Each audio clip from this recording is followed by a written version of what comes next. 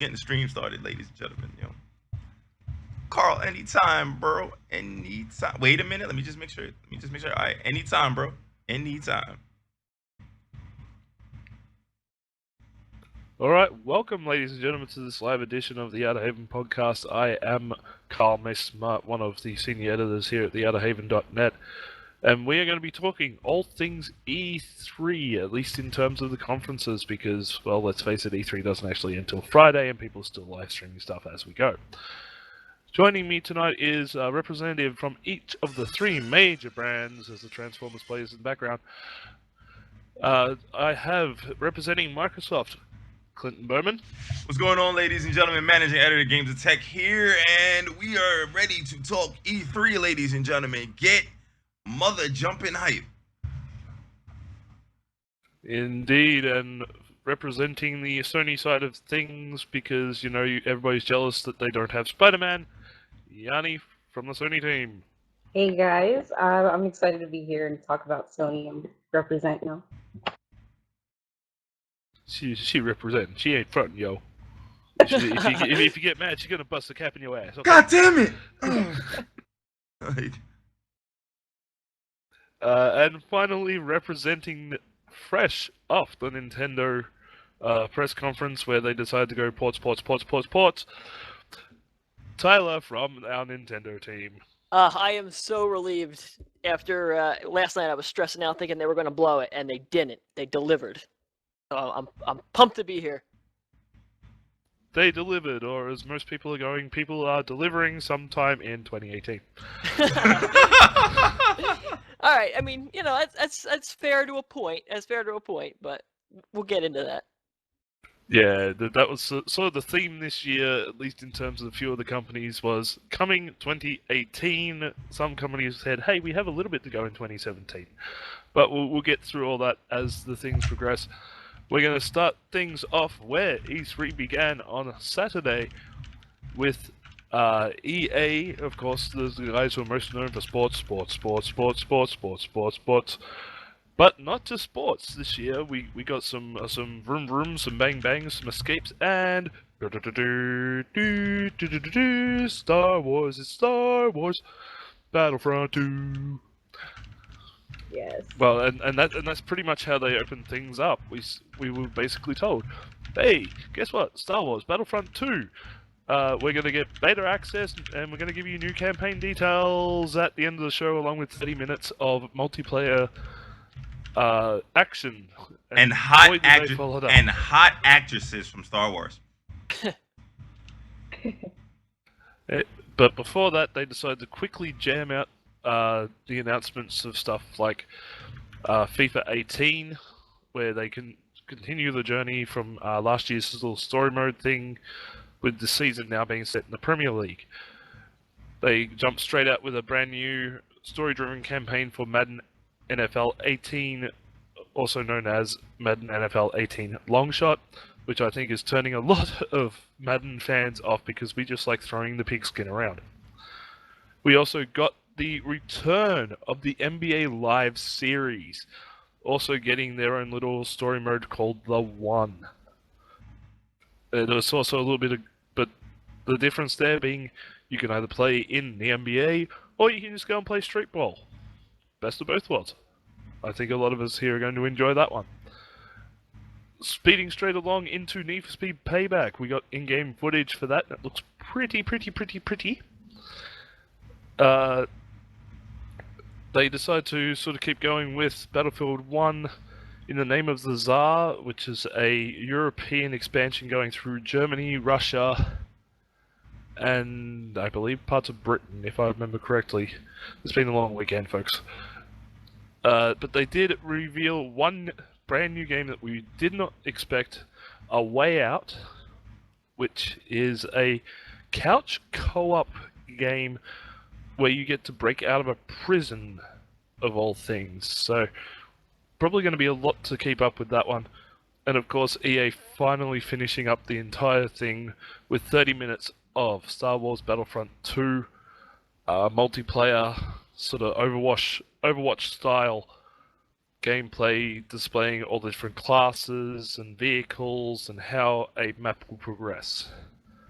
So, to give our reactions, I'm going to decide to throw it to Tyler to start off with. What did you think of EA Sports, well, EA Games press conference 2017?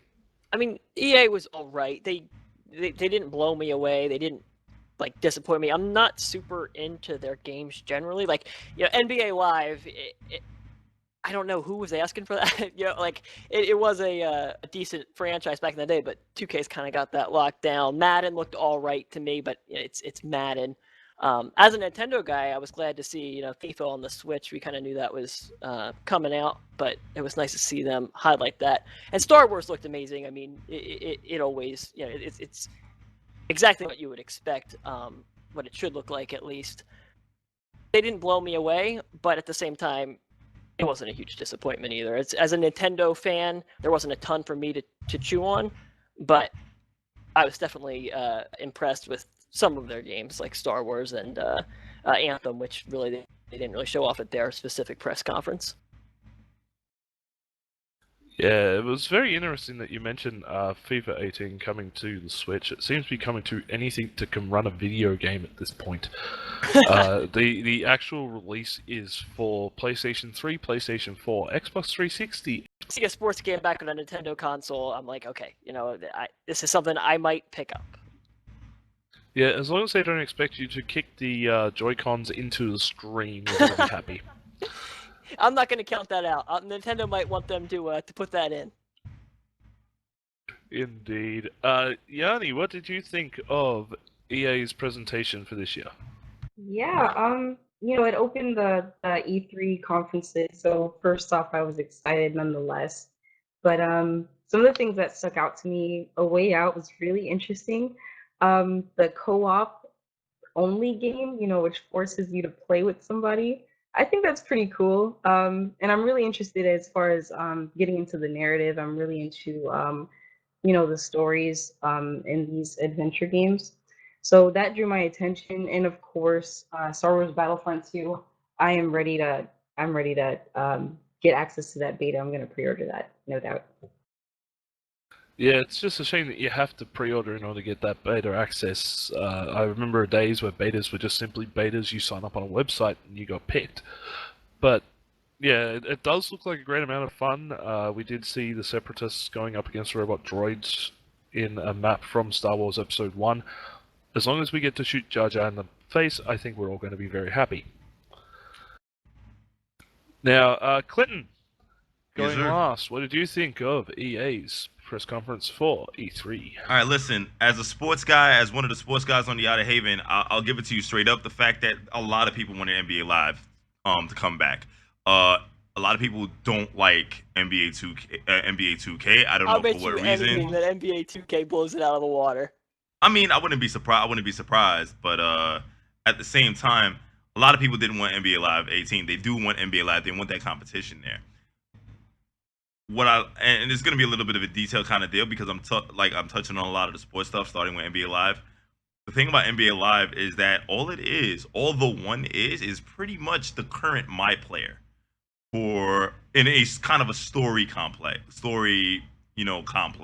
just weaved in a story.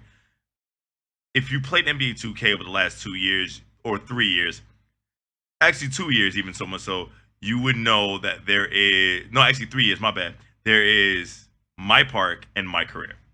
Right. You can take My Player. You take your My Player over to the park, and you can play in park events. They expanded it this year with Park After Dark, with DJ Premier, Future, and Snoop Dogg. They have the Do 3X tournaments. They had anti-ups. They had all of that fun stuff. They have the Pro-Am as well. Pro-Am was introduced last year, and that was kind of like you bring your team, you bring your friends, and you go in and you do tournaments and stuff like that. They had the All-Star tournament during the All-Star game, during the All-Star weekend. And then you have My Player, which is the single-player experience. So the single-player experience is pretty much street ball. It's pretty much the street ball experience, as well as single-player is the league, where you just go into the league and you play it the right way, you get drafted and all that fun stuff. And then the street ball stuff is you playing with your friends.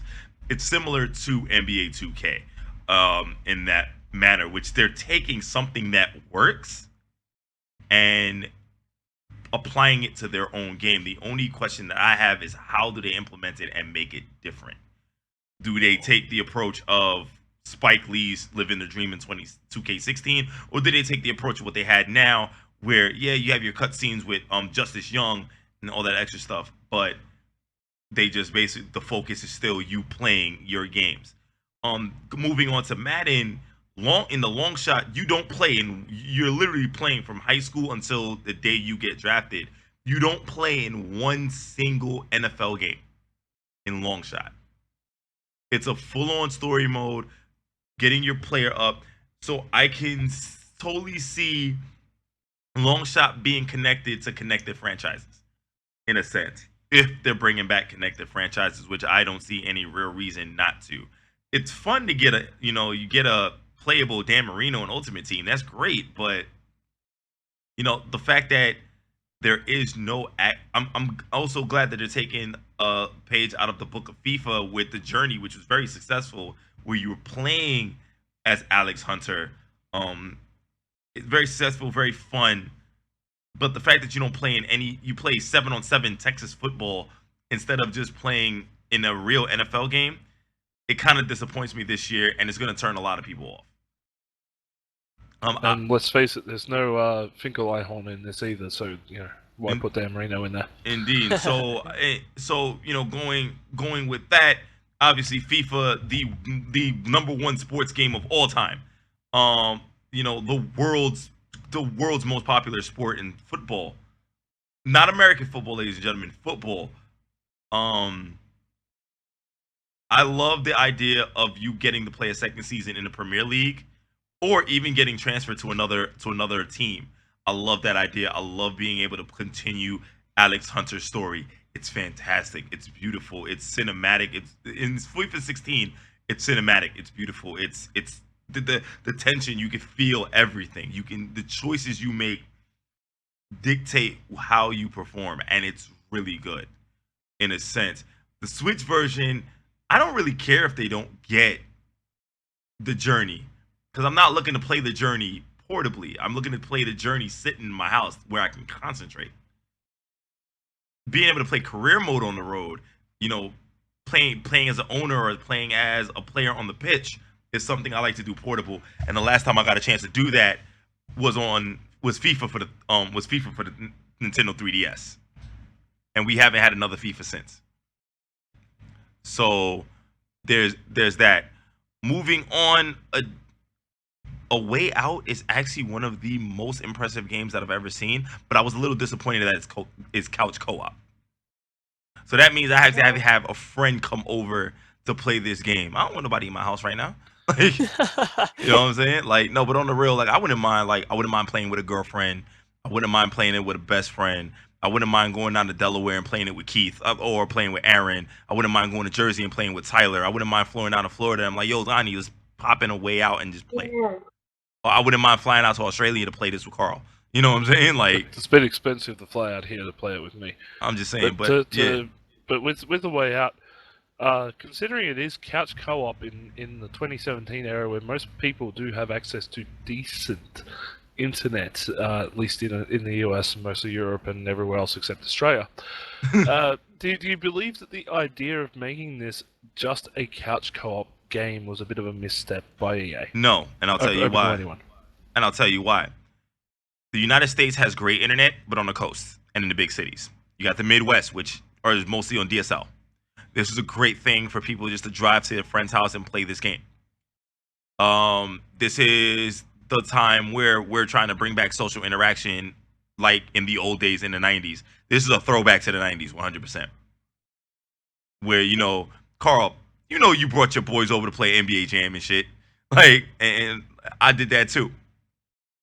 This is a throwback to that. Indeed. Anyone else with an opinion on the idea of couch co-op only for A Way Out? No, I mean, I definitely think that having it connected to just have the option to play online, I don't see what's wrong with giving people that choice. No, I mean, personally, I would play it couch co-op. I'm a couch co-op guy. But I don't I think having the option to play online is pretty much always better than not having the option to at all. But let's say this game, you know, depends so much on split-second decisions where latency can completely destroy that. That's a fair point. That's Yeah. definitely a fair point. So, I mean, it's hard to Right, say yeah. without knowing the game, but right. Yhani, anything else to add? No, yeah, that's something I pointed out earlier. Me and my sister like to play games a lot, whether we're watching each other play a single player game or we're playing a multiplayer. So, personally for me, I'm always interested in, playing next to somebody and interacting, with the game. So, I wouldn't have a problem with it, not having that online feature. I think it's totally cool. And I put it into perspective, man. This is a game that I could probably play with my mother. Like, there's no Right. there's no winning, there's no winning, there's no losing. It's just us working together. It can build. This is the game which is a definite relationship builder. it's like snipper clips, but EA. Yeah, pretty much. Snipper clips is fun though. I ain't gonna lie. Stressful but fun. Alright, so EA was a decent way to start off. Quite surprisingly, they decided to go on the Saturday rather than waiting till everybody else does their stuff when they usually do it. But hey, it gives them a head start and kicked things off quite well. The next one up was the good old black and green machine known as the Microsoft Xbox. They came straight out the gate and sort of dropped the big bomb that everybody was waiting for, was the reveal of Project Scorpio being renamed to the Xbox One X and will come in at $4.99 US to buy, and it does 4K this, 4K that, streaming, discs, games, upscales your current Xbox One games to 1080p with a decent frame rate due to the super sampling that they have it programmed into it, with a lot of games also getting 4K updates at a later point. So they sort of dropped the boom on that one straight out the gate instead of leaving it till last like a lot of companies have done in the past. It's an interesting way. But then they decided, hey, we're going to give you 42 reasons to jump onto Team Xbox this year. And I'm just going to read off a whole bunch of titles at once. We've got Anthem, which I believe is an answer to Destiny. We've got The Artful Escape of Francis Vendetti. We've got Ashen, the exclusive reveal of Assassin's Creed Origins. We also had Black Desert, Code Vein, Crackdown 3 with Terry Crews being as hype as hell. Euro training. Old Spice. We finally got a release date for Cuphead, which is September 29th, 2017. Thank God. Then we had the Darwin Project, Deep Rock Galactic, the debut of the leaked just before E3 Dragon Ball Fighters. We got to do it with the Z on the end of it because that's how they decided to do it. Forza Motorsport 7 with pretty Porsches. And trucks. And trucks. Can't forget the trucks. The Last Night, which its developers recently gotten into a lot of trouble on Twitter for comments that he has said. Following that up was Life is Strange, which Before the Storm, which is a prequel to the award-winning Life is Strange. Surprisingly missing Ashley Birch in the lead role due to the SAG-AFTRA voice actor strike And I against will video talk. games. And I will talk about that later too. I'm quite sure you will. We got Metro Exodus. We got Middle-earth Shadow of War, which I thought was actually quite interesting considering there was an orc named Bruce. We got the updates for Minecraft, which is basically a 4K update for every version, as well as unifying everything together into single server clusters with the exception of PlayStation, which we will not be mentioning as to why, because even they don't know really why, or at least not telling us why. We got a follow-up to Ori and the Blind Forest called Ori and the Will of the Wisps. We got PlayerUnknown's Battlegrounds getting its console launch for the Xbox One exclusively. Sea of Thieves, because everybody loves pirates and floating on the ocean for some reason. More zombies with State of Decay 2. We got our Conker knockoff with Super Lucky's Tale. And then we got a little bit more about the space virtual reality exploration thingy called Tacoma. And just before they decided to round everything out was 10 ton of ID at Xbox games, which made up about half of the 42 games that were going to be available. And the final thing that came through with all this was the Xbox One backwards compatibility update to include the OG Xbox games as well as the Xbox 360 titles on disc and download. So there was a lot there to cover. And considering that you are the Microsoft man around here, Clinton, you're going to start things off? All right, so let's put this into perspective, man. I feel that Microsoft did a bang-up job giving you a reason to invest in the Xbox ecosystem, whether it be the Xbox One X or the Xbox One S. I mean, now we just need an Xbox One E. Thank you, Josh. What I liked about the Microsoft conference is that they came out and they says, we know what you're waiting for. Here it is. You don't have to wait. We're not going to disappoint you. You don't have to wait. Enjoy all of the shiny, shiny, pretty pretties that is the Xbox One X. You know, talking about the vapor cooling, talking about the additional fan that's in it. So there's a vapor cooling setup and a fan as well. You know, you're talking about the 6 teraflops, the 12 gigabytes of RAM with the 9 gigabytes unlocked for development, as well as the idea of 4K and how 1080p games will be super sampled to perform better. So they basically gave you a reason to say, hey, listen, if you want to upgrade, yes, you can upgrade. If you never came into the Xbox ecosystem, here's 42 reasons as to why you should.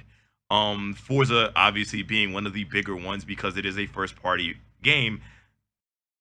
Forza, myself and Keith, the editor-in-chief, are big fans of racing games. We love racing games. And when it was myself, Josh, Veronica, Karl, and Yhani watching this conference, and 60% of us in the conversation completely marked out for trucks. And it was like, oh my god, trucks. We gotta buy this game. It's so pretty. Dynamic weather change. That sunset was so amazing. And so, you know, it started off really well. And it just didn't disappoint. Cuphead finally got a release date, like Karl said, which is something that we've been completely waiting on for so long. So you have that, you know, Cuphead. Anthem from Electronic Arts, you know, looks amazing. It's pretty much Destiny mixed with Titanfall. Then you got the idea at Xbox games, which is the Artful Escape of Francis Vendetti, which is kind of like a musical laser light battle game. Looks amazing. Then, you know, we heard Phil Spencer come out and say, "Hey, listen, we got games from Japan," and we followed up with our promises to get games from Japan, where you have Ashen, which is an action role playing game. You have Code Vein, which you know officially kind of made their trailer debut, and then you have Dragon Ball Fighters, which we've been seeing a lot of content about. The game it's Marvel, baby. It's Marvel, but better. You know, there's just so many different games, but I think one of the biggest hype pieces there was obviously Crackdown 3 with Terry Crews coming in November 7th, launching with the Xbox One X. And then you have the Minecraft. You have the Minecraft announcement, which pretty much says, hey, listen, we're gonna unify it through Switch, Android, iOS, Windows 10, VR, you know, and just everybody can play. And then the Xbox One X is gonna get a 4K super duper graphics pack, doing 4K HDR. Ori Will of the Wisp was another popular one. State of Decay, Karl, and you can attest to this, and Yhani, you too. We thought that Sony lost Days Gone for a minute. Indeed, we did. Oh yeah. Like we did, and we was like, "Oh my God, did they lose this game?" Which essentially means that, hey, you know, State of Decay, people were kind of like anticipating in the bated breath Zombie games ain't going nowhere. Then you have the Xbox One games, the original Xbox games, coming to backwards compatibility later this year, starting with Crimson Skies. That is an announcement that blows minds beyond. Dude, there was an Xbox original that was launched way back when, a couple on the Xbox 360. I know one of the ones I had was Grand Theft Auto San Andreas. I had a couple other ones as well that were able to play by disc on the Xbox 360. What Microsoft did, and this is just my personal opinion on this one, and I think other people have the same opinion too. You're coming in with a device that can play 4K at 60 frames per second, plus improve older games for a $500 price point. Now, don't get me wrong. It's not marketed towards the PC universe, because the PC universe is a universe that is willing to spend $2,000 to get 4K at 60 frames a second. But you have the console enthusiasts that want the best of the best. And this is where the option comes in: graphical fidelity, streaming video at 4K. People that, video files that love, crisp 4K HDR in their DVDs and Blu-ray discs. The Xbox One X has its purpose, and the Xbox One S has its purpose. And they're not sitting down there like, you should buy Xbox One S instead of buying an S. They're positioning both for who they serve. Granted, for people that don't understand, like I said, it's $1,500 to $2,000 to get a 4K machine and a PC to play 4K. It's expensive, including the 4K monitor. Like I stated in a wrap-up that we did, if you get the Xbox One S in a state that doesn't have taxes or low taxes, you're paying maybe $900 for a 4K machine and a 4K television, at the very least. So this is Microsoft thinking towards the future, but also basically showing off what they can do in terms of, hey, we have the power, we have the technology. Let's show it off, and let's show off the games. That's pretty much what I gotta say about that. Alrighty. Yhani, as someone who represents the competition, what did you think about what Microsoft did this year? I'm not gonna lie. I don't personally own an Xbox, and but regardless, the show was really good. Especially, this was their hardware year. They had hardware to announce this year, so I think they did a great job with announcing the Xbox One X and delivering, and then the price point. As Clinton was mentioning, it's pretty fair considering what it has to offer, being a console of this generation. So I would agree with that in that case. If anything, I really appreciate them taking advantage of going back to games, making 4K updates to previous titles, and then the backwards compatibility for new title, or for older titles from the older Xbox, the Xbox 360, and then just overall, with, like Clinton was saying, they're not.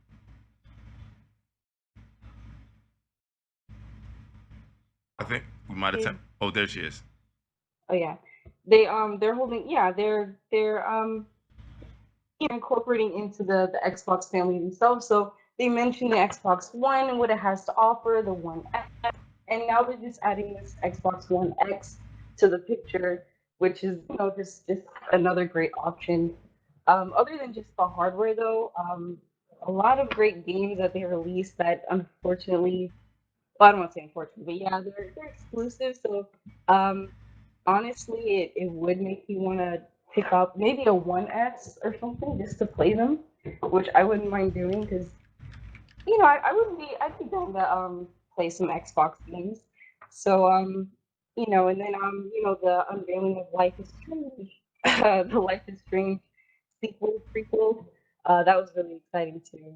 So overall, it was a really great show. And finally, Tyler, what did you think about it? The Xbox offerings this year?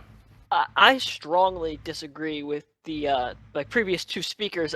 I thought Microsoft did an unbelievable job in terms of presentation. Usually, I feel like their presentation is the least exciting, and they did a really good job of making it fun. I think that there was a moment with Forza where I was like, oh, okay, I see why I should want this Xbox One X. I mean, this game visually is mind-blowing. But then I started to see more of the games, and a lot of them are timed exclusives. Most of their actual exclusives weren't particularly compelling, although I will say Ori was amazing. Dragon Ball Fighter is also really, really cool, and the Darwin Project were also, that was captivating too. I think that those three are all Xbox exclusive. I might be wrong. But outside of that, I felt like Microsoft had to come in and they had to justify the Xbox One X's existence. And I don't think that they did that. Now, it does look really, really pretty. But that is it. That's its upgrade, is it looks better. It plays all the same games. It doesn't have any exclusives over the One S. Also, the name XS, I don't really see that working, especially with such a big gap in price come holiday season. I think parents are going to go, what's the difference? People say, oh, the X is stronger, and that's it. And the other one is $200 cheaper. And people will say, okay, I'll take the other one. Especially when the names are so similar, there's going to be some confusion there. Sounds like a familiar Nintendo story. I've come from a Nintendo place where the Wii U went through that same problem. It's just a really bad name. I think that Microsoft made that same mistake, which is impressive considering Nintendo just made that mistake. I don't think that Microsoft did enough to make the system stand out compared to the PlayStation. I think that the PS4 being at half the price is a better option for playing your games. I don't think that their exclusives were more impressive than Sony's exclusives. I think Sony won on that. And I don't think that having a machine that's just pumps out really good graphics, and that's it. I mean, that's why you'd get that, justifies its existence at such a gap in price compared to its competition. And I think come holiday season, consumers are going to agree. Here's the thing, though, and this is what I'm going to put it into perspective. Like I said, and I made a case, looking at it from a PC player's perspective. For someone like me, I have no real reason to get it. But I'm still going to get it because I'm interested in trying out the newest technologies. Also, being able to play my older Xbox games at a manageable frame rate is actually a good thing. That's where that is with me. There's a lot of people, a lot of the complaints about the Xbox One and the Xbox One S as well was that they couldn't get these games at 1080. A lot of these games were at 960p or 720p at 30 or 60 frames a second. That's where the issue lies therein, right? So the Xbox One X is for those that kind of want that better graphic fidelity. The thing about it is too, it's also for those that can afford it. They are going with the LeVar Ball method. If you're not a big baller. No, they're not, because people actually like Microsoft.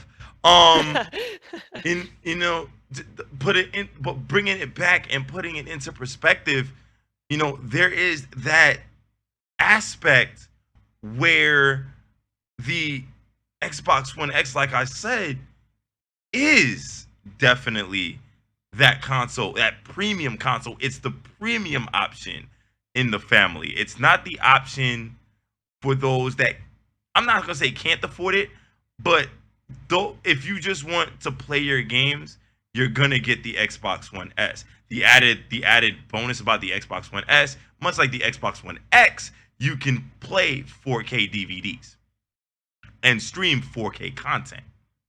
And that's all well and good, but I think we all agree that Horizon Zero Dawn looks pretty beautiful on the PlayStation 4. It does. It does. And to me, I agree with what you're saying. I think the technology is really cool. And I think that if this machine was a launch of a new console generation and it was, going up against a console like the PS4, it would definitely win. I think that. But I think they didn't do enough to justify its existence alongside the other consoles. It doesn't do anything different besides have better graphics. and it's way more expensive than the competition. That right there is just a huge. I mean, yes, you can say that it's not for people who don't care about the newest and best technology. That's that's totally fine. But in the end of the day, Microsoft needs to sell these things. And I think that they're really making it tough for themselves. I actually think that the machine, and I said this in our Slack chat, is a really good device. I think it's really cool, and I would definitely want to get it if it had exclusive games that blew me away and had other bonus features that weren't already there on the Xbox. Well, here's the thing, and I'll put it or out, PS4. and I'll put it out there for you. This is coming from somebody, and I'm not trying to diss you. I'm just saying, bruh, you got excited for a freaking 2D Metroid, son. I mean, come on, B. Like I'm not trying to diss you. 90% of like let's be real. Fans. Like let's be real. So y'all are sitting down there happy with your paltry graphics. I'm sorry, the Switch only plays at 720p, but that's I mean, graphics wise, that really doesn't matter. At the same time, all jokes aside, taking that joke away, it's just more. How can I explain it without sounding like an elitist in a sense? It's what you cut. Bring it up. Back to you, Carl, go ahead. I know what you're gonna say. I'm just saying. Both of you, back to your corners. You're gonna both jump at each other 10,000 times, and nobody's gonna get anywhere. But I think one thing that we can all agree on out of all of this, Dragon Ball FighterZ looks goddamn amazing. It does. Well, Carl, I want your thoughts. I want your thoughts on the on like, because you did say you were going to get an Xbox One X. You're tempted, or you more than likely will. Like, what was the justification for you?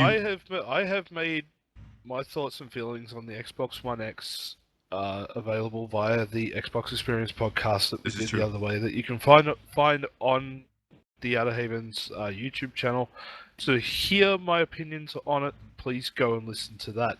I am here tonight as a moderator and to keep you guys from killing each other. We're gonna hug it out after this, so. Exactly. I know you're gonna hug it out. All right, Molly Cameron. But we don't need we don't need. That was savage. This. Just call me Red Shoes, okay? Out of all this, I do want to sort of get a little bit of feedback on Dragon Ball FighterZ, or Dragon Ball FighterZ, as some people are calling it. The actual name, even Bandai Namco has no idea what they're calling it. Nah, the USA. Every press release is different. Yeah, the USA press release. The USA press release is telling me. USA says one thing, European says another, Japanese says something else. Yeah. Believe me, they've all three of them have no idea what they're calling this. Thank you, Arc Systems Works. But just I want to open this up to everybody. Dragon Ball FighterZ, or whatever you want to call it, do you believe that A, this is something that you're going to pick up? B, is there something that could quite possibly be shown at something like, say, EVO? And 3, how good are those graphics? All right, first things first. I'll start this off first. Yes, and goddamn, like, here's the thing. It's an Arc Systems fighter. Blaze Blue and Guilty Gear have concurrently appeared at EVOs and all these other and CEOs and all these other tournaments. The thing about it is the FGC that's at EVO right now, they're already dissecting this game with just the 6 fighters that's available. Wow. It's like, Koogie's over there, and who else is over there? They got a whole bunch of FGC cats over there. The anime scene is over there heavy. They're dissecting this game already, figuring out combos, figuring out what's a true combo, figuring what's not a true combo, figuring out the dash combo continuations, figuring out supers, understanding how they work, what's the scaling like, who is better than who has better tools than who has better pokes than who. So they're figuring out all of this stuff already just based on this playable demo at E3. So it has legs, and this is the Dragon Ball fighting game that people have really been waiting for a long time. It's Marvel vs. Capcom 3, but with Dragon Ball Z fighters. Yeah, a lot of anime fighting games tend to have like a reputation as being just sort of like casual fighting. It's, I guess, I think the Naruto game jumps to my mind.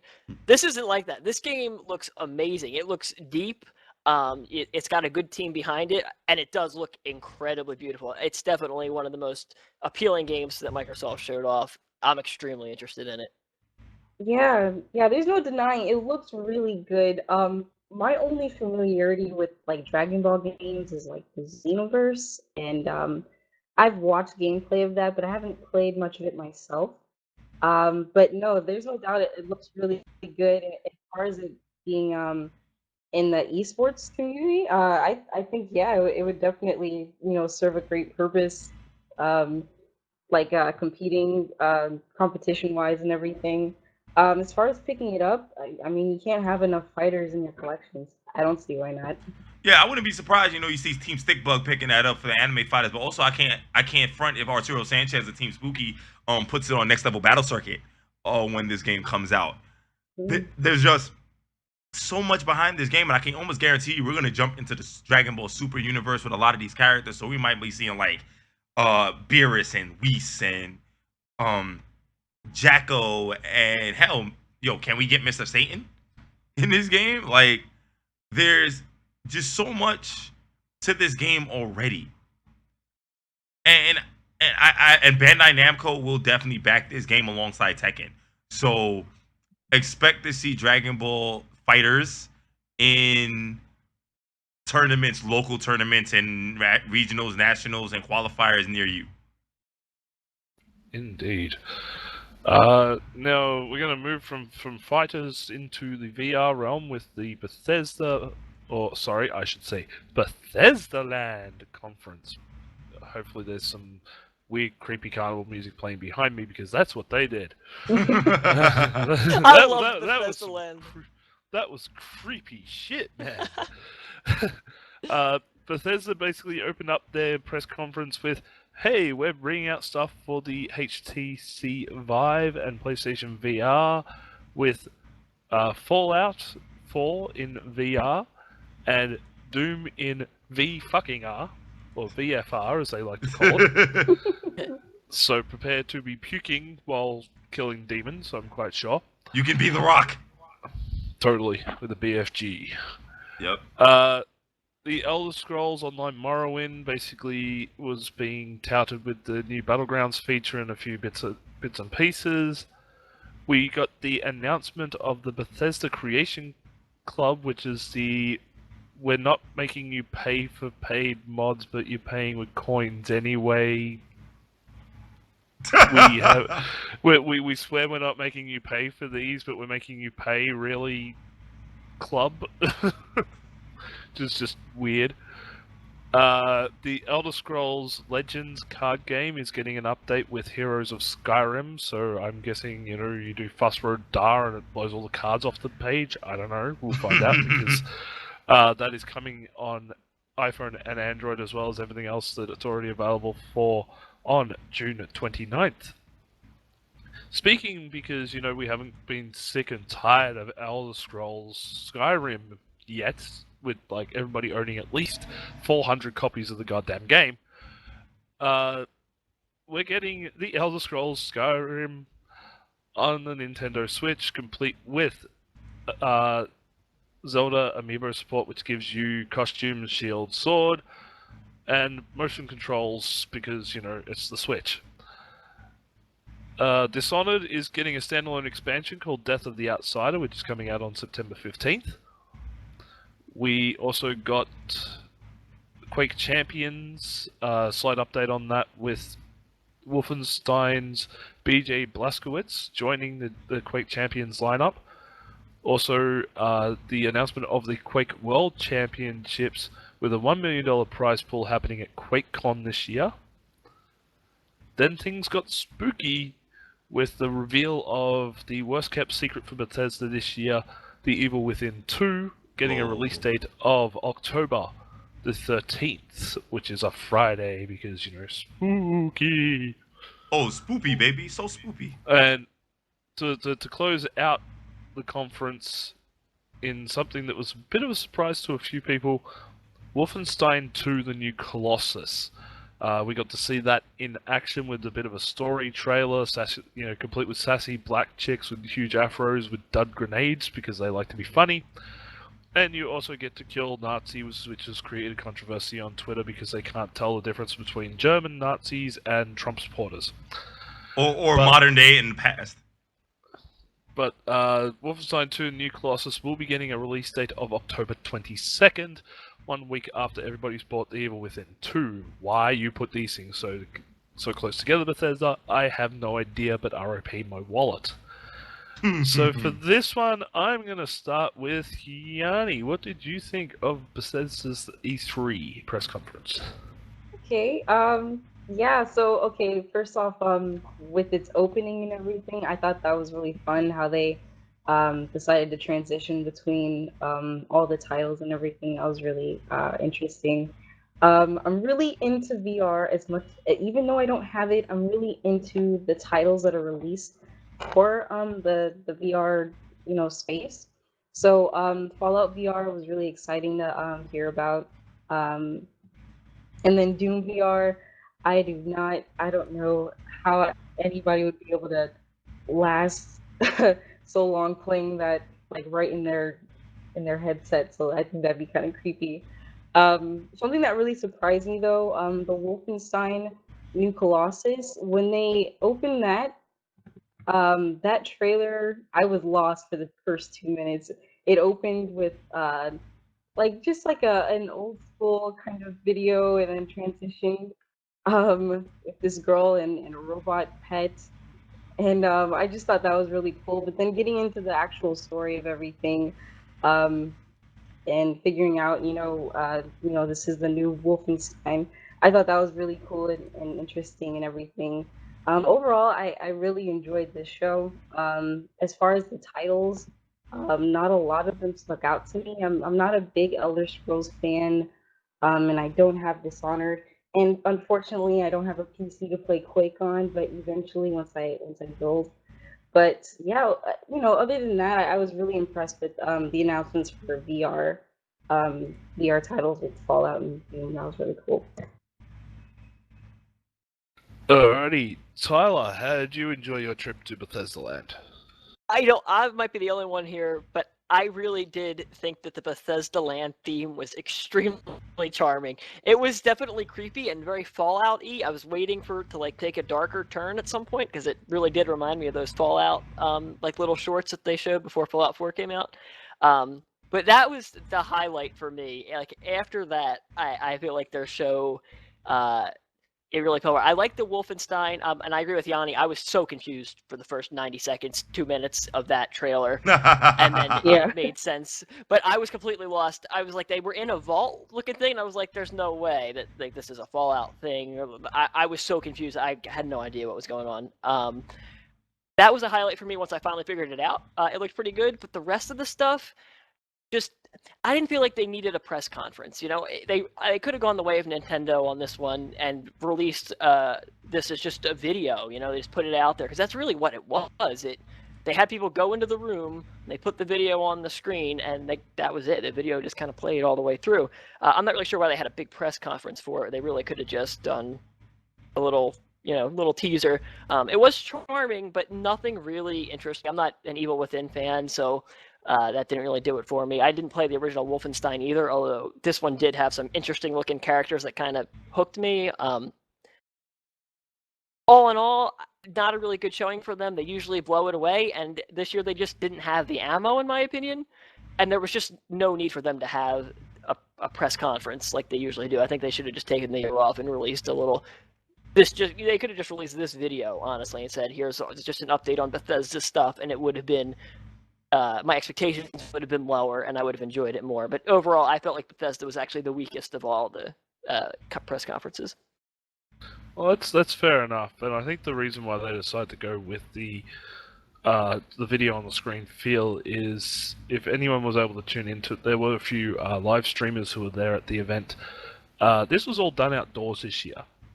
They had a fair style setup and a whole heap of statues and free drinks and pins and other swag.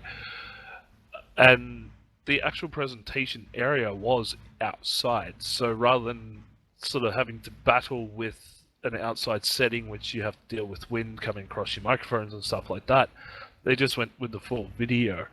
At least that's the impression I got from watching a few streamer friends who are over there, as well as updates that we got from our own editor-in-chief and the minions at E3 this year. But finally, Clinton, what did you think of Bethesda? Can I get more on Wolfenstein, please? So, yo, sassy black woman, let's go. Sassy black woman with the afro, yo, let's go. 70s black power, let's do this. Nah, yo, that shit was lit. Yo, honestly, I'm really mostly anticipating playing The Evil Within 2 and Wolfenstein. I got a chance to see Keith stream The Evil Within 2, but I also got a chance to play The Evil Within 1, excuse me, and I got a chance to play it a little bit myself, and I really enjoyed it. The Evil Within 2 is going to be a very scary game. It's going to be one of those games where I'm going to chill and really take my time. And then you also have Wolfenstein the New Colossus, which looks actually really freaking baller. So I kind of want to see where Wolfenstein comes in, because, you know, Wolfenstein, I played Wolfenstein since Wolfenstein was on freaking DOS PCs. Remember that, Carl? Who's stopping? Like, who's stopping us? You know, Wolfenstein and Doom and Blake Stone and all that fun stuff. So, you know, that was double stuff that I played. mini chain gun Cyber Hitler, hell yeah. Yes. So, you know, like, Wolfenstein is an old kind of deal for me. The Elder Scrolls Legend, I covered that at PAX last year, 2 years ago. I completely forgot about it. I'll be honest, but I'm actually looking forward to getting back in, because, you know, it's a good card game. It's a different card game. Fuck paid mods. You know, Elder Scrolls Morrowind, I'm thinking about it. I get to be the Rock in Doom, so I'm gonna keep saying that, because remember that movie? Yeah. And then Elder Scrolls with the Zelda amiibo support, which is fantastic. Getting the Master Sword is dope as fuck. I can care less about Dishonored. I couldn't care less about Dishonored. Like, the fucks that I give about Dishonored are in the negatives right now. You have to give me fucks to compensate. Okay? You know what I'm saying? And Quake Champions, it's Quake Champions. I like playing Overwatch. I like playing. I'm getting Call of Duty on PC. I'm getting Destiny on PC. Quake Champions, I'm getting more into the shooter stuff now, because I'm playing with people I can trust. So let's go. Like, Quake Champions, let's get hype. Indeed. You did mention briefly, you know, the Bethesda Creation Club.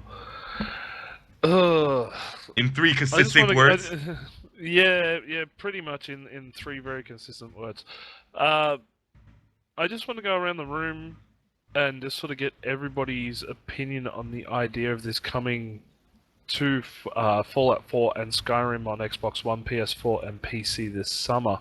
The idea behind it being that these are professionally made mods by the developers themselves rather than third-party people. You're going to get them with coins, which we're not sure how the coins are being acquired, whether you do it through the Bethesda.net application, or whether you are actually going to be paying for these coins. Just quickly, we'll start with you, Tyler. What's your thoughts on the idea of quote-unquote paid mods for Bethesda games? This was a weird one again, because they kind of unveiled it with this like really cheery like coat of paint, and I was like, oh, this seems so cool. But then I kind of thought, wait, you know, didn't they already have mod compatibility out there already? The program seems cool to an extent. I'm not sure how I feel about having to pay for all the stuff. A lot of people were really, really upset about it. I wasn't one of those people. I mean, it's an option. You don't have to. You're not forced to use it. At least I don't believe so. Hopefully, I'm not wrong about that. But it wasn't the end of the world to me. I just thought, you know, it's not the greatest thing in the world. Especially with other free mods that are already out there that are extremely high quality. I'm not totally sure why this needs to exist, and I'm pretty sure that you're going to have to pay money for it, which that's just kind of, you know, why. You already have this option to access the stuff for free, I'm not totally on board with that. So. Well, that's fair enough. Now, Yhani, I know you said that you're not really much of a Skyrim person. I'm assuming you probably haven't got your hands on Fallout 4, at least on PlayStation or anything like that. But what are your thoughts about this paid mods creation deal? Yeah, so yeah, I was curious, like you're saying, like how exactly it works, like the coin system, like if you have to grind for them, like to actually save up and get them. I'm not so familiar with mods, but as far as I know, like you're saying, like there'll be pro mods. So from what I know, or if you could like bring me more some, excuse me, bring some more understanding. Aren't most mods like made and shared throughout the community? That is correct. Usually it Yeah. is players who are creating the mods and uploading them to a centralized service that people can download it for free. Yeah, so I think the system is maybe, and I can't speak so highly, but maybe a little irrelevant, seeing as though, um, that is already there, that the community has already been doing for so long. But it seems like they're trying to do something different. So I guess we'll have to see what they, bring out of it. And finally, well, Clinton, I know you summed it up in 3 words, but care to elaborate? But paid mods. I'm like, nobody likes paid mods. What? Especially since the whole Steam debacle where people weren't getting paid. I mean, dude, this has a potential. Was like, you know what? We're just not gonna pay you. That's hella dangerous. No, like, I am not a fan of this. Fuck paid mods. Like, that's it. They did a really poor job of like explaining exactly what it did. I just feel like a lot of us are expressing confusion over the exact details of it, and it would be definitely nice if they had done a better job of breaking it down. Yes.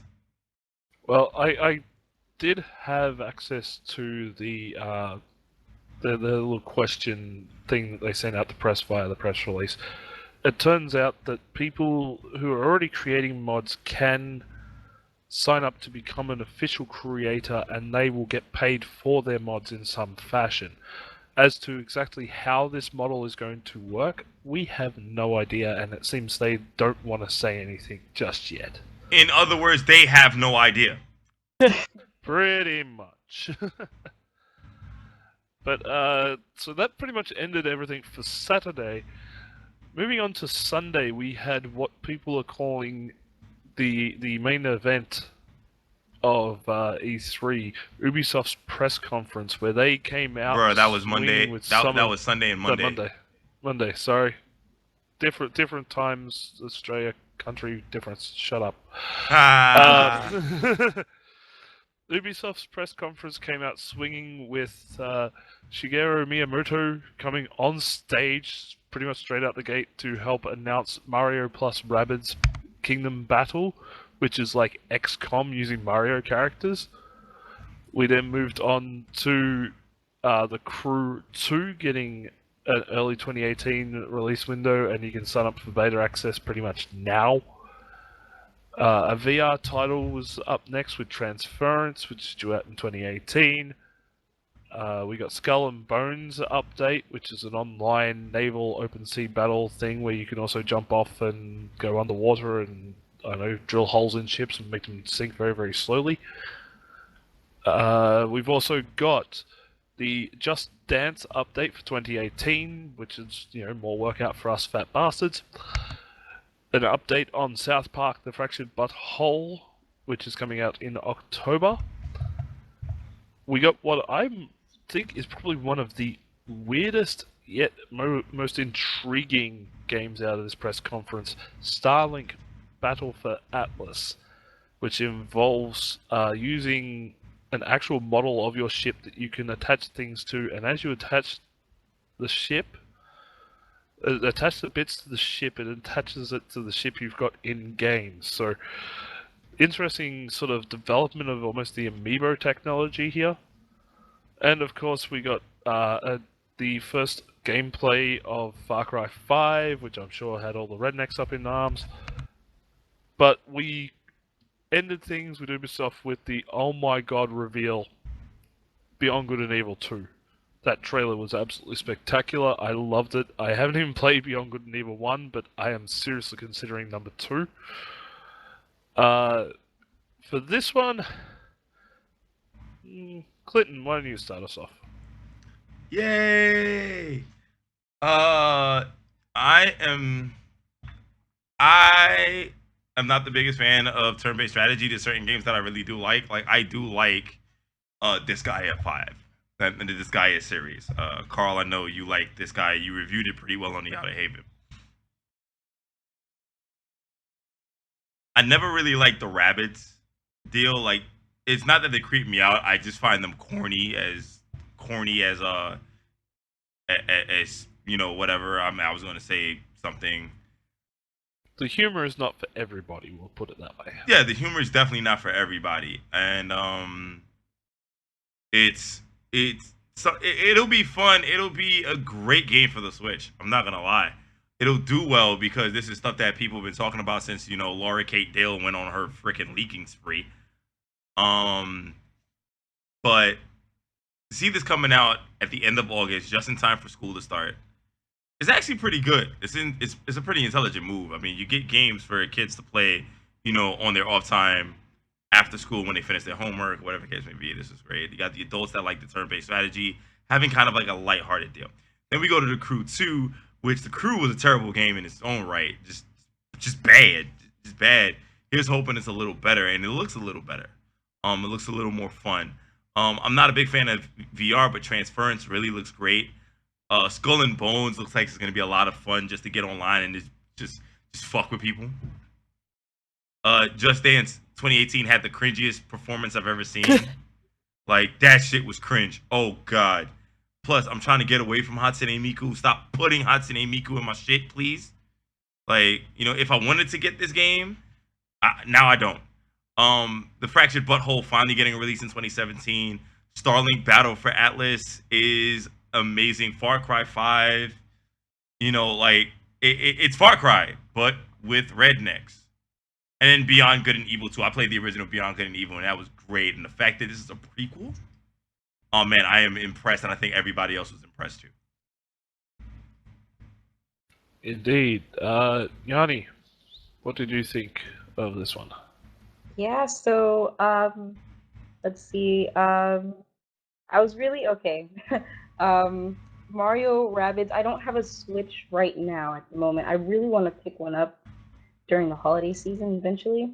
But even though it's not my type of game, I see where this would be like really interesting. Like, even though I don't play these kinds of games, I could see myself just picking it up like as a handheld title, not necessarily playing it at home as a console for the Switch. So, you know, and then it's Mario at the end of the day, so I think that's fun. The Crew seemed really cool with all the vehicles in the trailer they showed.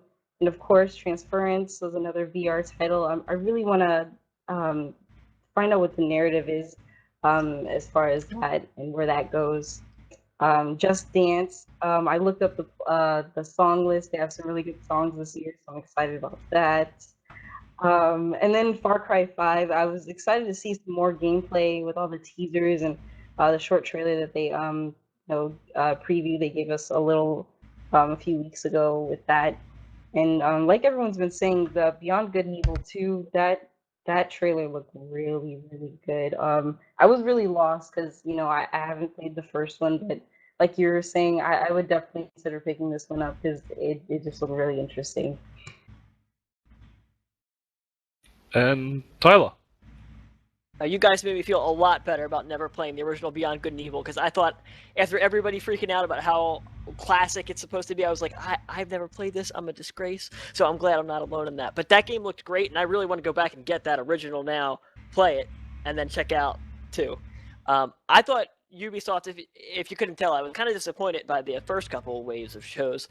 I thought Ubisoft would be another one where it's just like, gosh, let's just get this over with. And I was blown away. I thought they were absolutely phenomenal. To me, Skullenbones was a surprise of the show. I could not believe how great that game looked. I never thought I would be interested in any game that was like that. and yet I was immediately sucked in. It looked really, really good. I'm pumped for that. I agree also with Mace with the Starlink technology seemed really cool. Definitely it struck me as a Nintendo-like idea. Of course, it's available on all platforms, but it definitely radiated with my Nintendo core. Far Cry looked great, but to me, as a Nintendo guy, Mario Rabbids Kingdom Battle, it was so lit. I could not believe when it turned out. We knew it was true. We knew it was coming. In my head, I just couldn't wrap my mind around the fact that that game would look fun. I agree the rabbits weren't really my thing. It's kind of like watching a kids movie. Like sometimes they might get you to chuckle, but generally you're just kind of, all right, that's nice, move along. This game bursts with charm. It seems like it has really deep tactical gameplay, and I'm totally on board with Mario having an arm cannon. Like, it kind of looked weird, but they pulled it off. It has that Nintendo charm. It's a wild idea. Just you would never have thought about it in a million years, and yet it exists. And just seeing the director of that game watch Miyamoto up there talking about it, and just how emotional they were, was really, really cool. Ubisoft's entire press conference just was they overwhelmed you with emotion. The developers clearly really cared about their games, and it really translated into an unbelievable show. So to me, they might have been the best show of all. I mean, the only things I really didn't like was, I agree with Clinton. When are they going to learn? I mean, they don't need to do a Just Dance performance on the E3 stage. Like, they don't need to do that. Nobody's that, like, I don't think anybody gets that hype watching it. They just say it's coming out, and that'd be good enough. And also, the South Park, like, I love South Park, and I'm excited for this game. But I don't know, I wanted a little bit more. I was kind of expecting to, like, crack up from the trailer, and it just seemed like we know everything about it already, so there wasn't a whole lot of new information there. But outside of that stuff, Ubisoft killed it, in my opinion. I don't think you guys understand. You can't promote a Just Dance game without a dance performance. No, but here's the thing. See, I don't care about the dance performance. If the dance performance is good, the dance performance is good. And there was some good dance performances. This was just... Listen, I'm an anime fan, and that shit was still weeb cringe. Like, holy shit. Yeah. Like, it was bad. And I was like, man, you're killing me here. I mean, I see what you're saying, but I just don't know if E3 is the spot where they need to take, like, 4 minutes out of their show to do it. Like, there are people, like, who are going to be into both the gaming and the Just Dance performance world, but I don't think that there's a big enough blend of people out there for that to really warrant that 3-4 minute show stopping. I think you just release an ad of that. But at the same time, a trailer on their YouTube channel of it, or I don't think they need to do it at E3. I do agree they do need to have a dance performance to show off the game and say here's some songs that are gonna be in it. Yeah, but not everybody's watching, so you think you can dance, or freaking Jennifer Lopez's new dance show, or Dancing with the Stars. Do you think you're gonna really advertise Just Dance or Dancing with the Stars? Yeah. Like, come on. I don't know. I think Dancing with the Stars might get it out to more people who would be about Yeah, it. like all these old middle-aged people watching like Dancing with the Stars. Yeah, okay.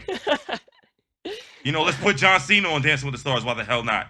Like, I mean, yeah, I mean, if John Cena was on it, everybody would see it. But no, I mean, you're right. They do need to market it somewhere. So maybe I'm just coming down too hard. I love their show overall. So. Yeah, it was a highly entertaining show. The bomb at the end with Beyond Good and Evil 2, that trailer was just absolutely hilarious. But moving on to things that were much less hilarious, Sony's PlayStation E3 press conference was up later in the day. We opened things off with a nice little Indian music montage to a nice pretty waterfall, which led to the introduction of Uncharted Lost Legacy with an extended trailer with no release date. Then jumping straight into the first expansion for Horizon Zero Dawn called The Frozen Wilds, which will be coming later this year. We finally got an update on Days Gone after 12 months with a brand new gameplay trailer showing the stealth mechanics, interactive moments, and a whole lot of zombies. Going from zombies to monsters, we had the reveal of Monster Hunter World coming on Xbox One and PlayStation 4 in 2018 with a PC release at a later point in time. That surprised the hell out of me because it's the first time we've had a Monster Hunter on a PlayStation platform for quite a few years. Holy shit, yes. Yeah, and then to continue the holy shit moments, we had a. It's not a remake. It's a remastering of Shadow of the Colossus. So that's going to be back in all their oh my god, their huge glory. Capcom then came to the table with a brand new story trailer for Marvel vs. Capcom Infinite, which has led to a story demo being available on the PlayStation Network and also the Xbox Live Marketplace. For a full rundown of the hands-on for that one, some guy on our site posted the entire playthrough on our YouTube channel as well as the hands-on on the Outerhaven.net. I wonder who that is. I have no idea. Some pretty good Australian guy from what I hear. We then got the sizzle reel of PlayStation VR titles. Once again, we're getting Skyrim. Once again, for VR, we got a title called Star Child, which looks like something out of Metroid style things. The Deep Down universe, I believe it is, got a sort of a prequel thing in The Inpatient. We get fishing with Monsters of the Deep, Final Fantasy 15. You get to go pew pew in first person with Bravo Team, and finally you get to guide a little mouse around on an adventure in Moss. We then go into a bit more information about Call of Duty World War II with the reveal of the multiplayer trailer and PlayStation exclusives. We finally had an update on the God of War with his son and the Norse gods and everything, which will be coming out in 2018. We got probably the most dramatic turnaround in a game ever inside of 12 months with Detroit Become Human, showing off a gameplay section with also new cinematics in the trailer. We got Destiny 2, which will be releasing 2 days earlier on September 6th instead of September 8th. PlayStation also gets exclusive content in form of gear, maps, weapons, etc. PC version will also be releasing on October 24th via the Blizzard app. And finally, at the end of it all, we got our first update with an extended gameplay trailer of Marvel's Spider-Man, complete with a tease for Miles Morales after the credits, which will be releasing in 2018. Yhani, as our PlayStation correspondent, do you think Sony did well this year? I think they did well, but they didn't do as well as I wanted. One of the things that I really like with other conferences is when they flesh it out with people, devs or people from the team coming out to talk. So Sean Layden came out, twice or three times maybe, just to give us just to talk about how we love to celebrate PlayStation, and we all know blah blah. But part of me really wish that they spoke more about the PlayStation Aim controller, because that just recently came out literally last month with their Farpoint VR. So I really thought that they may have tried to push that with even more VR titles with maybe the first person shooter genre and things like that. So that was a little bit disappointing, but overall, I really love how PlayStation opens their show. Last year they did it with God of War and like an orchestra and live music. This time they had like a nice sitar and it's really nice music. And then it's always cool guessing what's going to be the start of the show. So they opened with Uncharted Lost Legacy. Even though they didn't show the um, release date, it will be coming out in a few months on August 22nd. So that's exciting. And then we move on to the DLC for Horizon Zero Dawn. That was really impressive. I really enjoyed the game. I did a review for that, and I just had nothing but good words for that. Just the whole experience the characters, the story, the gameplay mechanics, all of that, and then just to get some more content, I'm stoked for that. So then they get into Days Gone, which they showed off the stealth mechanics, which kind of reminded me of some that are in Horizon. So that was really exciting there. As far as Monster Hunter, I'm not really familiar with that title. I know that they have it on the DS, and I was considering picking up one for my 2DS. But now that they're coming out with one for the PlayStation 4 console, I'll definitely have to check that out.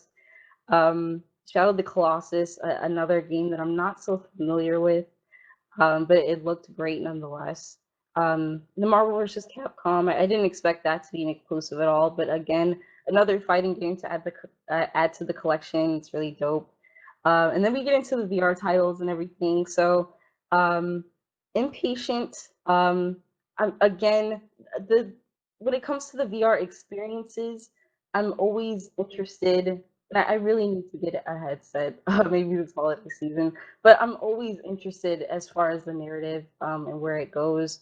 Bravo Team, I really feel like that's going to incorporate the PlayStation aim controller.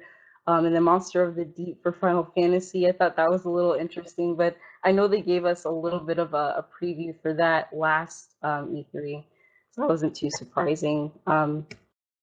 And then, yeah, we get some more information about God of War, some more gameplay for that. So, we get more information on the, um, the relationship with Kratos and his son. And then Detroit Become Human, that was something that I was really, really stoked for. We finally get some more footage for that. And I actually tuned in a little bit to the PlayStation Live coverage that they had, where they talked to David Cage. So I'm a big fan of his work and his other games like Beyond Two Souls. So I'm really interested in that. And then of course, Spider-Man closed the show. Um, Nonetheless, that was really, I'm glad that they closed with that. That was really nice. I was hoping they would open with it, but it was a really nice close to the show. So overall, there were some things that I thought were missing, but nonetheless, it's similar to other or their last E3 where they spotlight on the games and what's coming out.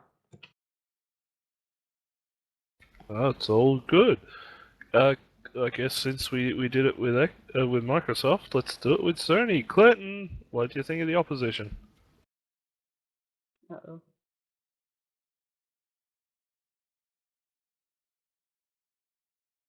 And no, he's run away. Okay, Sorry, I'm right here. I'm right here. My bad. I forgot I was muted for a minute. I was listening intently and I forgot I was muted. Let's put it into multiple perspectives here. One of the biggest things about Sony is definitely games. Because that's their mantra from since E3 2013. Games, right? That's what they did here. So they fulfilled what they were fulfilling.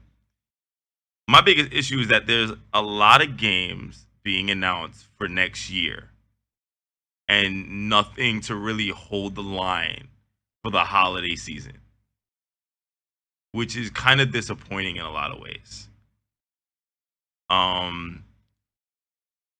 Granted, Spider-Man is a fantastic thing, dude. Like seeing that fight against Mr. Negative, that was the best thing they showed. Hands down, as well as Bad Father Simulator 2018, aka God of War. Yeah. I'm sorry. Sorry, the joke still stands from last year. There's Sony has a lot to offer. But the one thing that I'm upset about from an objective point of view is the lack of committal to the PlayStation 4 Pro. They didn't really talk about it, and this is where they needed to. They did, like, the PlayStation 4 Pro performance-wise has notably been spotty.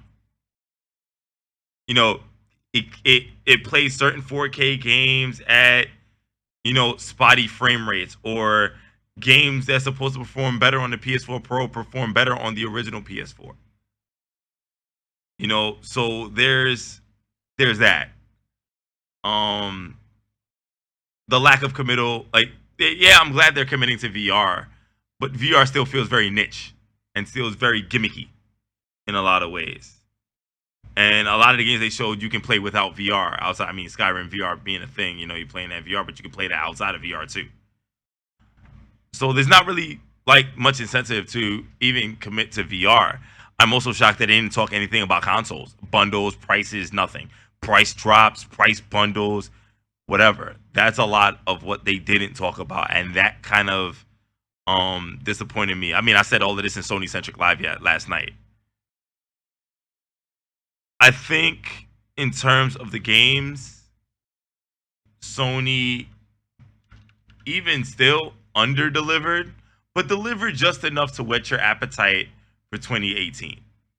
I feel that they blew their load in early 2017, and they're now making up for that, in a sense.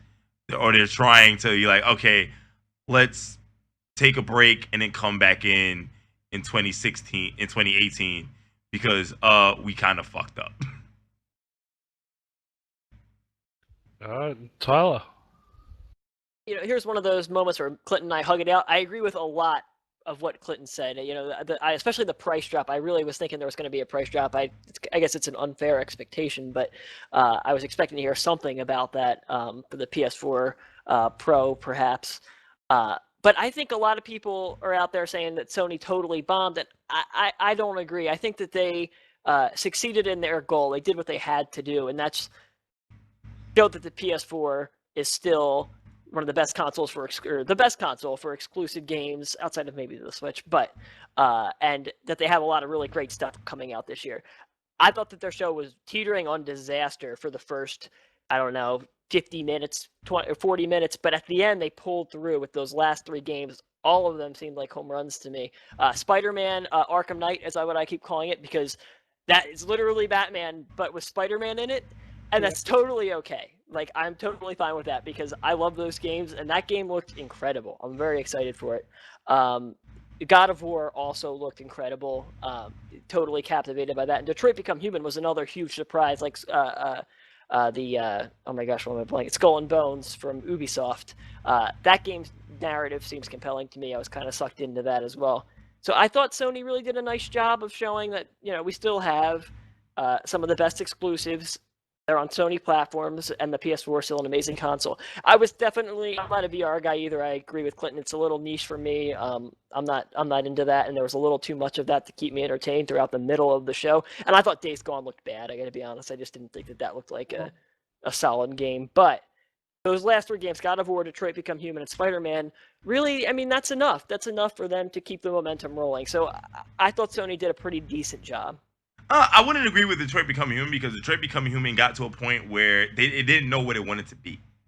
Now it's at that point where, what does the game want to be? Wait.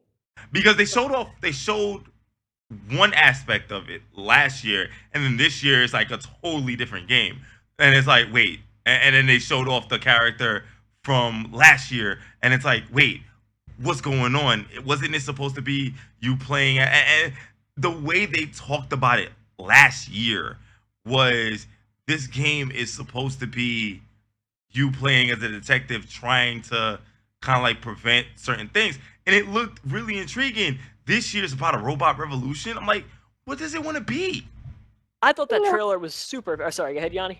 Oh no, I don't mean to interrupt. I mean, I see what you're saying, but like, it's a David Cage game. Like, you have to understand, it's gonna be a big. I feel like it's gonna be a really big narrative, and we already know that. You know, like, as we got into the trailer more, like, we're gonna be able to play as Connor, that new guy, and then Kara, and possibly other characters as well. Here's the so thing. I think it's just part of the broader story. But here's the thing, though, right? With Heavy Rain, you knew what you were getting. With Beyond, you knew what you were getting. It was like, it was detailed. This game is just like, oh, let's just do it again, but with little explanation, because of the expectation, you know what you are getting. And it's like, no, we don't know what we're getting. Like, what are you doing right now, David Page? Oh, come on. We're getting a story about and a robot revolution. He even like I was watching the some other talks with David Cage in PlayStation Live earlier. It was off the adaptation of I can't remember the name of the book, but like the name of the book where in 20, 40 years from now, we have artificial intelligence getting smarter than humans and possibly wanting rights of their own. And I think if you really dig into because I did I was really into this game. I was like, I need to know more, and of course there wasn't much more other than the like the screen testing for with the Kara character a while back. But otherwise, I feel like we know what we're getting. We're getting a I don't know. I feel like we know what we're getting as far as this, even though it may seem a bit jumbled right now. But at the end of the day, I feel like if anything, they're really trying to advertise the fact that we'll be getting a more diverse story with more consequences and more actions to choose from, if anything. Yeah, I mean, I follow all the companies, obviously, but I really, really follow Nintendo the most. For the other ones, I feel like I can step back and really be more of a fan. And as somebody who really didn't follow Detroit Become Human, I really thought that trailer was effective. I saw this narrative that had potential to be really compelling. Two dramatically different choices that, I mean, it's hard to imagine how the game could ever, come together at a key point like Beyond Two Souls did. And but I still thought, after watching that, wow, this game looks really cool. So regardless of how jumbled its message was, for people like me who really weren't that into it before, I think that trailer was really effective. Fair enough. In terms of... I was going to try and say something with Sony, but... they're the only ones who have released a demo at this stage. Sure, it was Capcom, and it was also released on Xbox. Do you think the days of the demo are numbered? This is for anyone. No, because it's still demos coming out. The thing about it is demos are becoming more and more selective as people are more and more apt to go into beta and provide feedback. You know what I mean? Because it's easier to put a game in beta and kind of get a live feel, or even put it in alpha and get a live feel with feedback and all that extra stuff, as opposed to just put out a demo and say, okay, let's put up a demo, let's put a limited time demo, let's just put out a demo and period. So it's more or less like the days of the demo aren't dead, but the days of the beta are like in effect and living color. So yes. But that's the thing. It's like we used to get demos in terms of stuff that was close to stable. Now we're getting a lot more alpha access, we're getting beta access, we're getting early access, we're getting all that type of things. That's what I mean by the day of the demo is dead. We seem to be getting earlier and earlier. We're actually getting to the point where we're almost paid unpaid QA testers. We're paying companies to QA, right? As opposed to going back to the days of the original PlayStation and sort of shareware on computer, where you would get a demo of the full game and you could make a decision to buy it. But now we don't get that stuff as much. Tyler, your thoughts? Yeah, no, I think that's a really good point, Betty. It's a really good question. Because I think there's a ton of games that I really wanted to demo for. I'm a huge Sonic fan, and I just want to play through that Green Hill Zone stage of Sonic Mania. And I mean, it's been ready, it's been done for a long time. I don't know why they don't just release a demo. I do think that companies should go back to releasing more of those. I mean, betas are cool and all. And the ARMS Global Test Punch springs to mind as, I guess, sort of, would you call that a beta? I mean, it's the final build of the game. It's a beta. So okay, because it's not, I mean, it's a beta that came out like 2 weeks before. So I almost felt like a demo to me. It's still a beta, yeah. Okay. Yeah, I guess the definitions are mixing up. But I definitely think that more companies should go back to releasing, little tiny pieces of completed games, because to me that's how I'm going to decide whether I want to buy it or not. You're not from some alpha build. I mean, that could kind of serve as proof of concept and see, oh, is this whole idea for me. But I do think it'd be great if more companies did go back and start releasing more traditional demos. Yeah, I get that. I don't think that like demos are dead, but I think it may be slowing down a bit. Now, I know you mentioned beta. Would you consider an open beta a demo? Because I played the open beta for the latest Tom Clancy Wildlands, and I know it's called a beta, but it was an open beta rather than you having to sign up. Would you consider that almost a demo? Or no? A little bit, but I will go back and I say I do miss PlayStation Underground. I definitely miss PlayStation Underground. Yeah. That's something that I'm spoiled by growing up. Well, that's fair enough. And finally, we're going to move on to the big N. The guys that decided, hey, we're not going to do E3 press conferences. Instead, we're doing a showcase. Can we get more Puppet Reggie, please? More Puppet Reggie or Claymation Reggie or anything but real Reggie. Nintendo 61! Nintendo 62! That was so Pretty classic. much. So, just a quick rundown of stuff that we got from Nintendo. Xenoblade Chronicles 2 will be coming holiday 2017. We've got a Kirby game coming to the Switch in 2018. We've got a core Pokemon RPG coming to the Switch sometime. down there, please understand.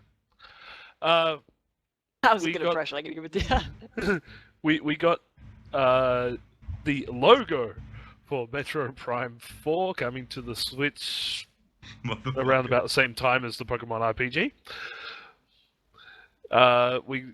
We got what looks like the next in the Yoshi series. He did Woolly World. Now we're getting what looks like some sort of cardboard thing. Looks like it was taken off Little Big Planet, coming in 2018. Also, Breath of the Wild is getting its first DLC coming June 30. That's not that far off because, everybody needs more Breath of the Wild, supposedly. Right. Also, joining these type things, a second larger expansion called the Champions Ballad will feature the 4 champions of Hyrule, which seems to be a bit of almost a throwback to older games which featured a chicken with an accordion playing like the Zelda theme. That's pretty cool. It's going to also see the release of a 4-pack of Amiibo to coincide with it during holiday 2017. Rocket League is also coming to the Switch. Congratulations. Did you announce the multiplayer thing about that? I'm sorry to interrupt. That is also joining the Xbox One and the PC in cross-platform support. Once again, Sony is not coming to the party because you're idiots. Super Mario Odyssey still looks weird as hell. Multiple levels have been shown off during this event, as well as the Treehouse presentations. Super Mario Odyssey now has a release date of October 17. We also get little bits and pieces about Splatoon 2, Pokken Tournament DX, ARMS tournaments will be going on during E3 week, and Fire Emblem Warriors is going to also be released as well, which means we're getting more spam about that in the Nintendo room on Slack. That's cool. And finally, with the Nintendo coverage, the 3DS is being turned into the new Vita, with their announcements happening off the main presentation, with a Zelda game. Sorry, not a Zelda game. A Metroid game, like Metroid 2: Return of Samus, I believe, is getting a remake. And there's Mario and Luigi Superstar Saga is also coming onto the 3DS as well. I believe that is everything covered, with the exception of a couple more amiibo that are coming out. There's a couple of Fire Emblem ones to come out with Fire Emblem Warriors, and some cute wedding-style Mario, Peach, and Bowser amiibos that are going to be coming out as well for Super Mario Odyssey, which people are already going, oh my god, I want to put them on wedding cakes. So, Tyler, as our Nintendo representative, feel free to fanboy away. I have no idea where to begin, because to me this was an unbelievable presentation by Nintendo. Now, I want to say, before I really go into all this stuff, that the criticism that a lot of what they showed is in 2018 is fair, but you have to remember that the reason a lot of this stuff was shown is because they showed it when they first released the Switch at that Switch digital event, which, you know, it's back in January, and then they did have to show some of their 2017 lineup, pretty much all of it, to get people excited and on board with buying the Switch to begin with. So a lot of their stuff that was the big surprises that comes down the line, that stuff, there a lot of like other things like the Xenoblade could have been revealed at this E3, but they had to reveal it earlier to hype things up. So I give them a pass for not having release dates for a lot of their big surprises. In terms of what they showed, I'll start with the 3DS because that's the shorter stuff. I don't agree with the Vita thing at all, because people have been clamoring for a 2D Metroid game. And Metroid Return of Samus is just that. It looked amazing. It looked like exactly what people would want from a classic Metroid game. There's a lot of good exploration going around. The action seemed really good. They showed it off for about 25 minutes on their Treehouse Live, and I was glued to it for every minute, and I'm not a big Metroid fan. So that's a huge game the 3DS is getting. And they're also getting the Mario and Luigi Superstar Saga remake, one of my personal favorite Game Boy Advance games of all times, one of my personal favorite RPGs of all times, with a new mode featuring Bowser's minions, which is sure to have some hilarious writing, as those games always do. That looked pretty fun as well. So I thought the 3DS did a nice job, and I believe there may be more on the way tomorrow. For the Switch, which is, of course, the main attraction, Xenoblade, visually, it looked amazing. The gameplay was pretty much what you would expect. But I feel like that's a good thing. It looks like another great RPG that's coming to the Switch. Kirby, also great. I love the fact that our co-op partners will finally be able to play as the little minions instead of like Knuckle Joe and the sword little enemy, instead of as blue Kirby or yellow Kirby. Those little minion guys in Kirby have such personality that I personally was thrilled about that. I like seeing them behind Kirby and watching Kirby work with them. The Pokemon Core entry, to me, that was another big down-the-line thing that people are going to be excited about. We were all so disappointed when they didn't announce Pokemon Stars at that Nintendo Direct, which was oddly placed just before E3. They really didn't need to do that at all. They could have just announced Pokemon Ultra Moon and Ultra Sun at the Treehouse today, but that's not the point. Metroid Prime 4, people have been dying for that, and they finally said it's coming.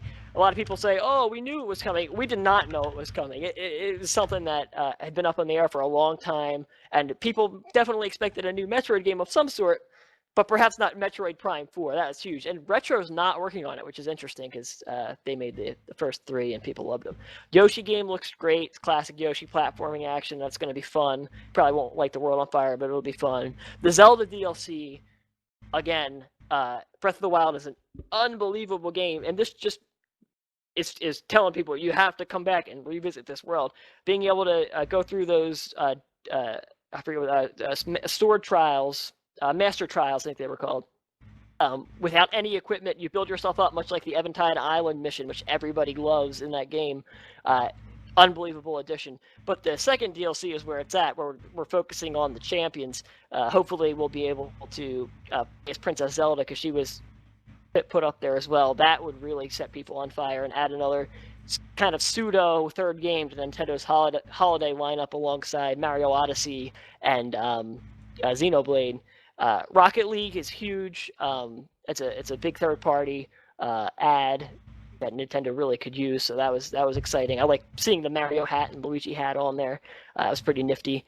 And then of course Mario Odyssey, which when I had said in the Nintendo Entertainment Podcast it was the key to the show, it delivered. To me, that looks like a must-own game. I might like that. I love Breath of the Wild, but Mario games are more my traditional style. And to me, that trailer was one of my favorite trailers I've ever seen. Watching Mario, the T-Rex like plodding in, you're like, what the heck is this game? He turns around and he's got a Mario hat on, and Mario jumps out like Mario is controlling a T-Rex? How is this possible? That was so cool. Mario holding the frog, and just seeing that the power-ups in this game are largely going to be you taking control of enemies, like Mario taking control of Bulletville and flying over these giant gaps. The world looks so full of life. Mayor Pauline, that was so cool. The original Donkey Kong shout out with her being the mayor. She moved up in the world. Mario Odyssey was incredible. They showed that off for about an hour, and again, I was glued to it. They had a little Link Between Worlds segment where Mario like warped into a wall and was back to like 2D platforming on the wall. It looks like there's a couple segments of that, which is really, really cool. And Nintendo nailed it to me. They cemented our lineup for this year. They also showed a little bit of ARMS in Splatoon 2. ARMS comes out the 16th, Splatoon 2 July 21st, Mario and Rabbids in August, September Pokken, Mario Odyssey in October, Fire Emblem Warriors, as well as Xenoblade also this year. Yes, please. It was incredible. And then next year we got a Fire Emblem Switch confirmed, Metroid Prime perhaps, and a Pokemon. I mean, Nintendo nailed it to me. They gave the fans what they wanted, and I was thrilled. Well, it's very obvious that you were thrilled because all of a sudden you talked a million miles an hour about it. Yhani, what did you think of Nintendo's press conference? Yeah, I thought it was so fun. I always love tuning into Nintendo Direct and Nintendo conferences. So overall, it was a really good experience. I really need to invest in getting a Switch. I really hope they have like a cool bundle for the holiday season because I think I'll do that. But if anything, like Mario really caught my attention, of course, and watching some more gameplay with the Treehouse. Yoshi would be something that I would definitely pick up, and that's so dope. Personally, me speaking, I have a 2DS right now, so I noticed Reggie holding the 2DS XL a little after the conference, and that's something I really want to trade up for. So, seeing the Metroid Samus Returns, that game is something that I definitely will pick up. And then I'm a big fan of Mario RPG games, like Tyler was saying. So, the Superstar Saga, I'm looking forward to that releasing too. And finally, Clinton. Look, I'm the biggest shit talker on this site. Everybody knows this. That's why I left you till last. And I'll be honest with you, like, you know, I was kind of like, I mean, as a fan of Pokemon, I played Pokemon since it debuted. Like, dude, I'm probably the second oldest person here. I have to say, listen, I'm excited for Xenoblade Chronicles 2. I do love me my JRPGs. Give me some more JRPGs. I definitely enjoyed hearing about Yoshi. I was excited for Yoshi. Just because I like the cutesy. I do like what Nintendo goes cutesy with their stuff, but functional. And this reminded me a lot of Yoshi's Island and Yoshi's New Island. Fire Emblem Warriors can go suck an egg because I don't like Musos anymore. Like I'm getting sick and tired of Musos. Metroid Prime 4. Now, Metroid Prime, I did say that it probably wasn't received all that well. I was wrong. Metroid Prime was received pretty well. Yeah, it's one of the greatest games of all time. One of the greatest. The trilogies were very critically acclaimed. The greatest games of all time. But like, I'm gonna need you to hold this L because Metroid Prime 4. It was just a logo. We didn't see gameplay. It was just the announcement of Metroid Prime 4, which is like something where it's like, what? Like nothing, and so like nothing. So I sit there, and then we're getting a remake of the first Game Boy. No, we're getting a remake of Metroid 2. Like how many years after the remake of the original Metroid? So like it's a remake. I don't get excited about remakes like that. Like I can't. Unless you're changing the game. So what Zero Mission did is that they put the original Metroid to Super Metroid, with Super Metroid graphics and Super Metroid gameplay, which is great. I was excited for that because it kind of changes the game a little bit and it makes it a little deeper in a sense. What is Metroid? What is Metroid Samus's Return gonna do?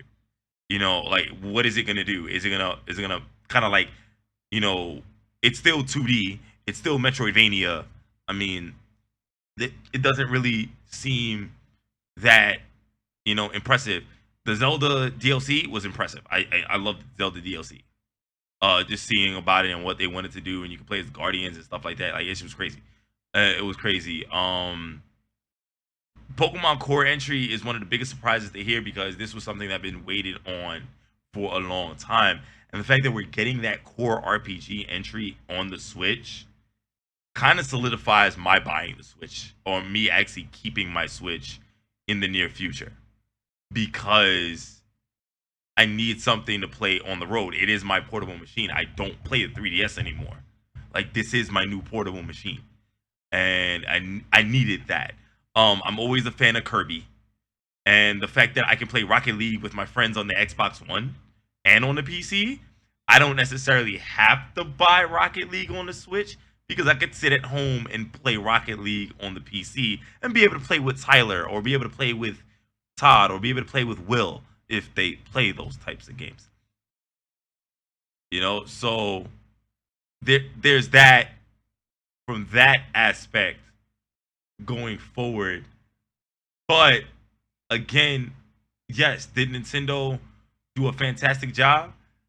I'm not going to say that it quote unquote won E3, and I'm not going to say that it did worse than Sony, because it definitely couldn't do worse than Sony in this case. I would say that Nintendo solidified its place this year as a pound for pound contender with companies such as Microsoft and Ubisoft.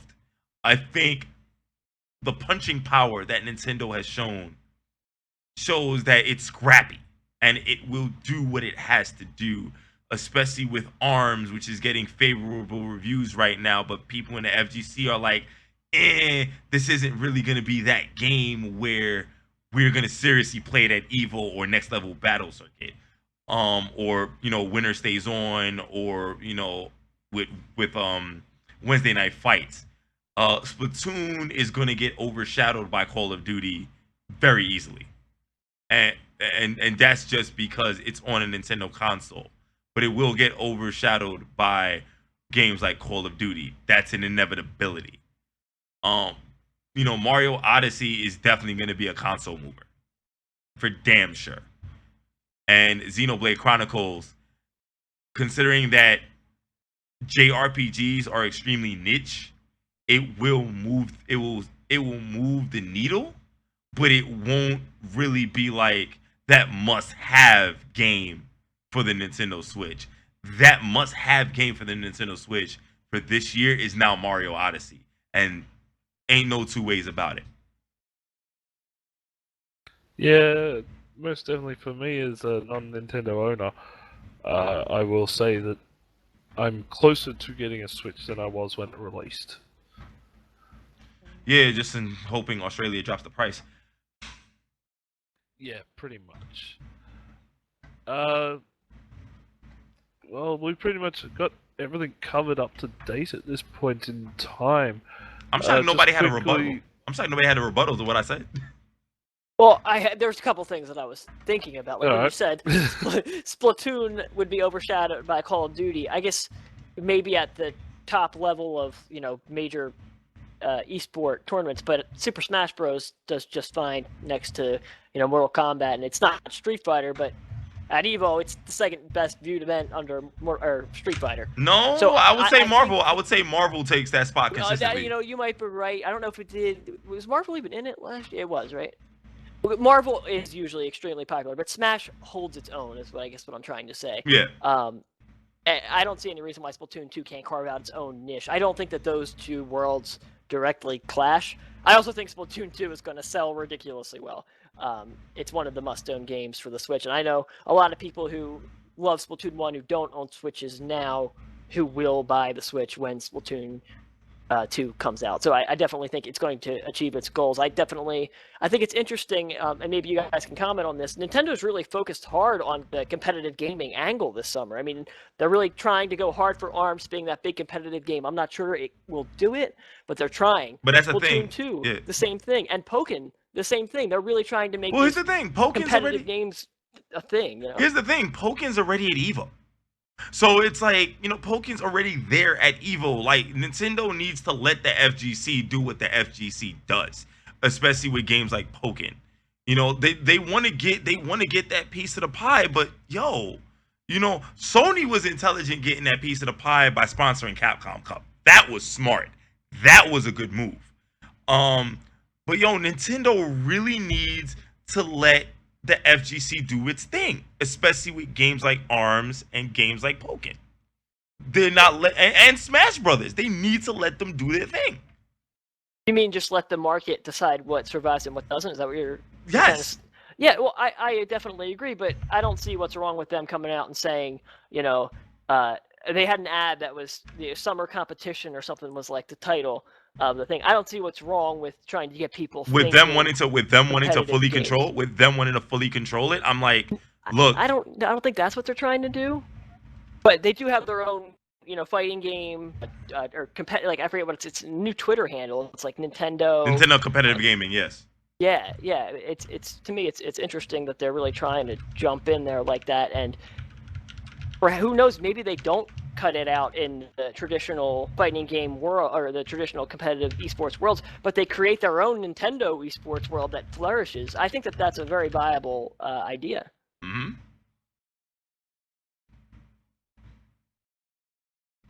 It's Nintendo versus, that's what it's called. Yeah. and let's be honest, everyone here has their own opinion, their own favorites and everything like that. But at the end of the day, we can all agree that this was actually not a bad E3. So, going around the room, we'll start with Yhani. What do you give a grade to this year's E3? Oh, as a whole, honestly, I'm just always looking forward to new titles, new hardware, regardless of which company it's coming from, and then just innovation overall. As far as VR, I don't feel like it's gimmicky, and I feel like it's really paving a way slowly but surely throughout the E3 conferences. So I'm excited about that. So overall, this E3 and everything that they had to show, I'm definitely looking forward to all the titles that are coming this year and next year as well. Fair enough. Tyler, final thoughts on it? I give this year's E3 a B. I think there's a lot of really cool games. I think there's been better E3s and more exciting E3s. But this year's was great. I agree. There's a lot of really great games coming out for every platform. They did a good job of showcasing them. I go B overall. Cool. And Clinton? I give it a middle of the road. I would give it a B plus, honestly. Like it's really good, really fantastic. Is it like I said? Microsoft hit every button they had to hit. Nintendo hit the important buttons they needed to hit. Ubisoft just came out swinging. Sony hit swing and a miss. In a lot of ways. Devolver Digital. Fuck Devolver Digital. Bethesda put a lot of work into what they did, and it was really cool. Seeing a lot of those things. I think. Honestly, this E3 has been fairly okay. It's a B plus player. Fair enough. Well, that pretty much is going to bring things to an end here for the Outerhaven Podcast E3 Special Edition. If you would like to keep up to date on any of the games that we've mentioned tonight, or ones that we have not, including things that will be coming now in the future, and who knows, maybe in the past, because we'll find a way to time travel. Keep everything tuned in to the outerhaven.net, and also keep an eye on our YouTube channel for all our podcasts, and as we get more and more opinions and everything on E3. Once Keith and the minions get back, I'm quite sure they're going to have something, and the Nintendo team are going to be doing their own thing, and it's what we do. So once again, thank you very much for tuning into the Outerhaven podcast. I am Mace. That was Clinton, Tyler, and Yhani. We will catch you next big event, pretty much. Godspeed to all of you out there at YouTube land. Peace.